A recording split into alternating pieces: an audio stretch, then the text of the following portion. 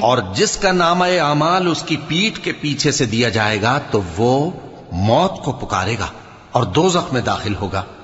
وہ اپنے اہل و عیال ہی میں مگن رہتا تھا، وہ تو خیال کرتا تھا کہ اللہ کی طرف لوٹ کر نہ جائے گا، کیوں نہیں؟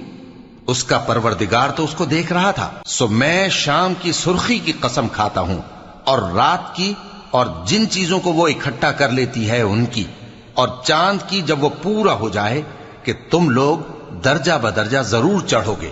تو ان لوگوں کو کیا ہوا ہے کہ ایمان نہیں لاتے، اور جب ان کے سامنے قرآن پڑھا جاتا ہے تو سجدہ نہیں کرتے، بلکہ کافر جھٹلائے جاتے ہیں، اور اللہ ان باتوں کو جو یہ اپنے دلوں میں چھپاتے ہیں خوب جانتا ہے۔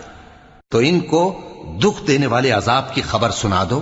ہاں، جو لوگ ایمان لائے اور نیک عمل کرتے رہے ان کے لیے بے انتہا اجر ہے۔